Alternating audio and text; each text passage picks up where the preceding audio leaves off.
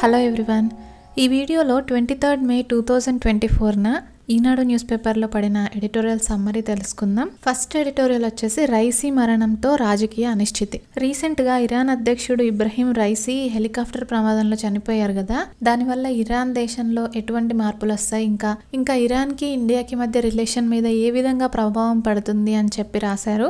Raisi కంటే ముందు Iran అధ్యక్షుడుగా Hasan Rouhani ఉండేవారు. ఆయన పాశ్చాత్య దేశాలతో మంచి రిలేషన్స్ మెయింటైన్ చేశారు. కానీ తర్వాత అమెరికాలో అధ్యక్షుడిగా డొనాల్డ్ ట్రంప్ వచ్చాక ఇరాన్కి అమెరికాకి మధ్య సంబంధాలు దెబ్బతిన్నాయి. తర్వాత ఇరాన్ అధ్యక్షుడిగా ఇబ్రహీం రైసీ వచ్చిన తర్వాత ఆయన పాశ్చాత్య దేశాలతో రిలేషన్స్ కన్నా కూడా రష్యా, చైనా, ఇంకా పశ్చిమాసియా దేశాలతో సంబంధాలను మెరుగుపరచుకోవడానికి ప్రాధాన్యం ఇచ్చారు. రీసెంట్ గా చూసుకుంటే ఇండియాతో చాబహార్ రేవ్ నిర్వహణ ఒప్పందం కూడా జరిగింది. అది 10 ఏళ్ల ఒప్పందం. ఇంకా ఇరాన్ యుక్రెయిన్ యుద్ధంలో రష్యాకి డ్రోన్లు సరఫరా చేయడము, అంతేకాకుండా చైనాతో దాని సంబంధాలను మెరుగుపరచుకోవడం, ఇలా అంతా కూడా చేసింది. అయితే ఇప్పుడు ఇరాన్ అధ్యక్షుడు మారబోతున్నారు కాబట్టి విదేశాంగ విధానం మారుతుందా అని చెప్పి మనం ఆలోచిస్తాం కదా.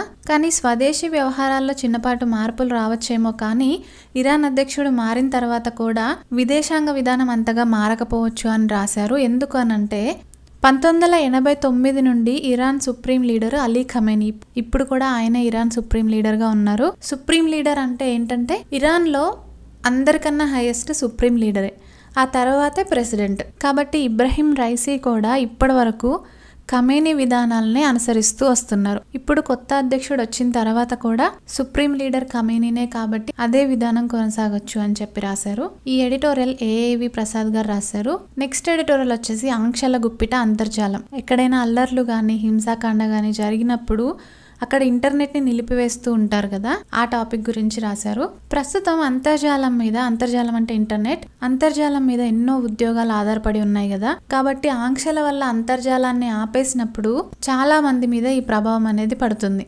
2023 సంవత్సరంలో చూసుకుంటే ఇలా ఇంటర్నెట్ని నిలిపివేసే విషయంలో భారతదేశం ప్రపంచంలోనే ప్రథమ స్థానంలో ఉంది. 2023 సంవత్సరంలో 116 సార్లు ఇంటర్నెట్ ని ఆపేశారు, అంటే వేరే ప్రాంతాల్లో. దీనివల్ల లక్షల మంది ప్రజల మీద ప్రభావం పడింది. ఇలా ఇండియా ఇంటర్నెట్ ని నిలిపివేసే విషయంలో ప్రథమ స్థానంలో ఉండడం ఇది వరుసగా 6సారి. అయితే దీనివల్ల ఉద్యోగాల మీద, ఇంకా దేశ ఆర్థిక వ్యవస్థ మీద కూడా ప్రతికూలంగా ప్రభావం పడుతుంది. డిజిటల్ హక్కుల కోసం పోరాడే ది కీప్ ఇట్ ఆన్ కోalition బృందం ఏమని చెప్పిందంటే, ఒక్కరోజు అంతర్జాలాన్ని నిలిపివేస్తే దాదాపు 379 మంది నిరుద్యోగులుగా మారే అవకాశం ఉందని చెప్పి రీసెంట్ నివేదికలో తెలిపింది. కాబట్టి ఎక్కడైనా అల్లర్లు గాని, హింసాకాండ గాని చెలరేగినప్పుడు ప్రభుత్వాలు వెంటనే పోలీసులని, ఇంకా సాయుధ దళాన్ని సహాయం కోరి అక్కడ త్వరగా సాధారణ పరిస్థితులు నెలకొల్పేలాగా చూడాలి. వీలైనంత వరకు ఇంటర్నెట్ ని ఆపకుండా చూసుకోవాలి. ఈ ఎడిటోరియల్ ఎం వేణు గారు రాశారు. That's it for this video. This is Aparna. Thank you for listening.